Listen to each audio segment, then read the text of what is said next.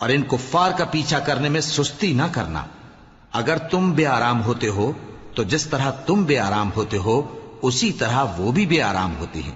اور تم تو اللہ سے ایسی ایسی امیدیں رکھتے ہو جو وہ نہیں رکھتے،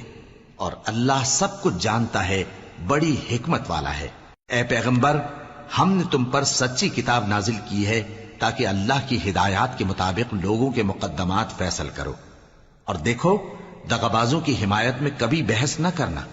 اور اللہ سے بخشش مانگتے رہو، بے شک اللہ بخشنے والا ہے، بڑا مہربان ہے۔ اور جو لوگ اپنے ہم جنسوں کی خیانت کرتے ہیں ان کی طرف سے بحث نہ کرنا، کیونکہ اللہ دغاباز اور گناہگار کو دوست نہیں رکھتا۔ یہ لوگوں سے تو چھپتے ہیں اور اللہ سے نہیں چھپتے،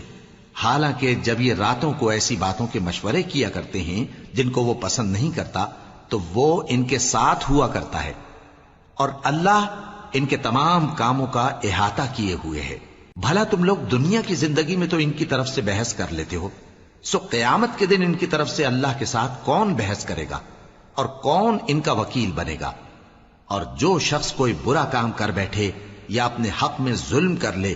پھر اللہ سے بخشش مانگے تو اللہ کو بڑا بخشنے والا، بڑا مہربان پائے گا۔ اور جو کوئی گناہ کرتا ہے تو اس کا وبال اسی پر ہے، اور اللہ سب کچھ جاننے والا ہے، حکمت والا ہے۔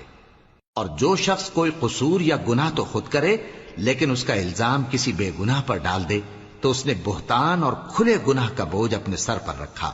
اور اے نبی، اگر تم پر اللہ کا فضل اور اس کی مہربانی نہ ہوتی تو ان میں سے ایک جماعت تم کو بہکانے کا قصد کر ہی چکی تھی، اور یہ اپنے سوا کسی کو بہکا نہیں سکتے اور نہ تمہارا کچھ بگاڑ سکتے ہیں۔ اور اللہ نے تم پر کتاب اور حکمت نازل فرمائی ہے اور تمہیں وہ باتیں سکھائی ہیں جو تم نہیں جانتے تھے، اور تم پر تو اللہ کا بڑا فضل رہا ہے۔ ان لوگوں کی بہت سی سرگوشیاں اچھی نہیں، ہاں اس شخص کی سرگوشی اچھی ہو سکتی ہے جو خیرات یا نیک بات یا لوگوں میں صلح کرنے کو کہے، اور جو ایسے کام اللہ کی خوشنودی حاصل کرنے کے لیے کرے گا تو ہم اس کو بڑا ثواب دیں گے۔ اور جو شخص سیدھا رستہ معلوم ہونے کے بعد پیغمبر کی مخالفت کرے اور مومنوں کے رستے کے سوا کسی اور رستے پر چلے تو جدھر وہ چلتا ہے ہم اسے ادھر ہی چلا دیں گے، اور قیامت کے دن اسے جہنم میں داخل کریں گے، اور وہ بری جگہ ہے۔ اللہ اس گناہ کو نہیں بخشے گا کہ کسی کو اس کا شریک بنایا جائے، اور اس کے سوا اور گناہ جس کو چاہے گا بخش دے گا، اور جس نے اللہ کے ساتھ شریک بنایا تو بے شک وہ رستے سے دور جا پڑا۔ یہ لوگ اللہ کے سوا جو پرستش کرتے ہیں تو کچھ دیویوں کی، اور پکارتے بھی ہیں تو شیطان سرکش ہی کو، جس پر اللہ نے لعنت کی ہے، اور وہ اللہ سے کہنے لگا میں تیرے بندوں سے غیر اللہ کی نیاز دلوا کر مال کا ایک مقرر حصہ لے لیا کروں گا، اور ان کو گمراہ کرتا اور انہیں امیدیں دلاتا رہوں گا، اور یہ سکھاتا رہوں گا کہ جانوروں کے کان چیرتے رہیں، اور انہیں سمجھاتا رہوں گا تو وہ اللہ کی بنائی ہوئی صورتوں کو بگاڑتے رہیں گے۔ اور جس شخص نے اللہ کو چھوڑ کر شیطان کو دوست بنایا وہ صاف صاف گھاٹے میں رہا۔ وہ ان کو وعدے دیتا ہے اور امیدیں دلاتا ہے، اور جو کچھ شیطان انہیں وعدے دیتا ہے وہ دھوکہ ہی دھوکہ ہے۔